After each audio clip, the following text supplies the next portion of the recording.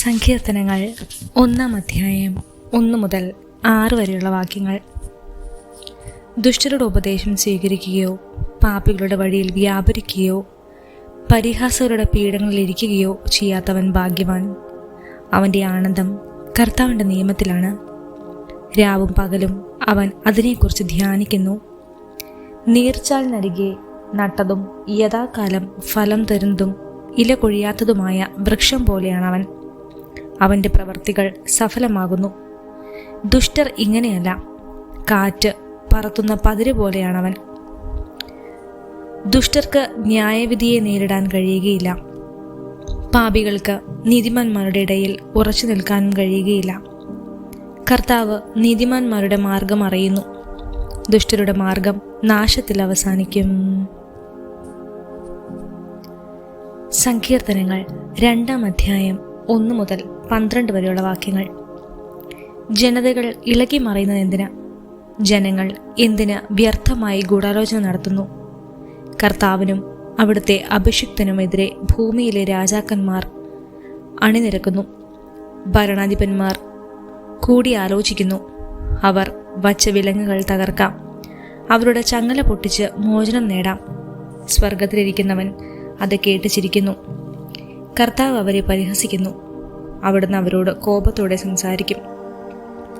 ക്രോധത്തോടെ അവരെ സംഭീതരാക്കും. എൻ്റെ വിശുദ്ധ പർവ്വതമായ സിയോനിൽ ഞാനാണ് എൻ്റെ രാജാവിനെ വാഴിച്ചതെന്ന് അവിടുന്ന് അരുളി ചെയ്യും. കർത്താവിൻ്റെ കൽപ്പന ഞാൻ വിളംബരം ചെയ്യും. അവിടുന്ന് എന്നോട് അരുളി ചെയ്തു, നീ എൻ്റെ പുത്രനാണ്. ഇന്ന് ഞാൻ നിനക്ക് ജന്മം നൽകി. എന്നോട് ചോദിച്ചു കൊള്ളുക, ഞാൻ നിനക്ക് ജനതകളെ അവകാശമായി തരും. ഭൂമിയുടെ അതിരുകൾ നിനക്ക് അധീനമാകും. ഇരുമ്പ് ദണ്ട് കൊണ്ട് നീ അവരെ തകർക്കും. മൺപാത്രത്തെ എന്ന പോലെ നീ അവരെ അടിച്ചുടയ്ക്കും.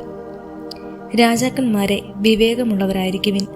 ഭൂമിയുടെ അധിപന്മാരെ സൂക്ഷിച്ചുകൊള്ളുവിൻ. ഭയത്തോടെ കർത്താവിന് ശുശ്രൂഷ ചെയ്യുവിൻ.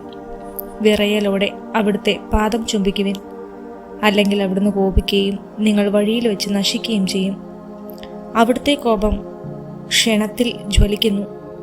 കർത്താവിൽ ശരണം വഹിക്കുന്നവർ ഭാഗ്യവാന്മാർ. സങ്കീർത്തനങ്ങൾ 3-ാം അധ്യായം 1 മുതൽ 8 വരെയുള്ള വാക്യങ്ങൾ. കർത്താവെ, എൻ്റെ ശത്രുക്കൾ അസംഖ്യമാണ്. അനേകർ എന്നെ എതിർക്കുന്നു. ദൈവം അവനെ സഹായിക്കുകയില്ലെന്ന് പലരും എന്നെക്കുറിച്ച് പറയുന്നു.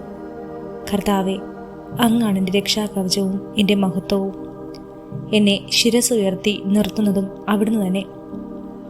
ഉച്ചത്തിൽ ഞാൻ കർത്താവിനെ വിളിച്ചപേക്ഷിക്കുന്നു. തൻ്റെ വിശുദ്ധ പർവ്വതത്തിൽ നിന്ന് അവിടുന്ന് എനിക്ക് ഉത്തരമരുളുന്നു. ഞാൻ ശാന്തമായി കിടന്നുറങ്ങുന്നു, ഉണർന്നെഴുന്നേൽക്കുന്നു.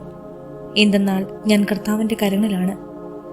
എനിക്കെതിരെ പാളയമടിച്ചിരിക്കുന്ന 10,000 ഞാൻ ഭയപ്പെടുകയില്ല. കർത്താവെ, എഴുന്നേൽക്കണമേ. എൻ്റെ ദൈവമേ, എന്നെ രക്ഷിക്കണമേ. അങ്ങ് എൻ്റെ ശത്രുക്കളുടെ ചെകിട്ട് തടിച്ചു. ദുഷ്ടരുടെ പല്ലുകളെ അങ്ങ് തകർത്തു. വിമോചനം കർത്താവിൽ നിന്നാണ്. അവിടുത്തെ അനുഗ്രഹം അങ്ങയുടെ ജനത്തിന്മേൽ ഉണ്ടാകുമാറാകട്ടെ.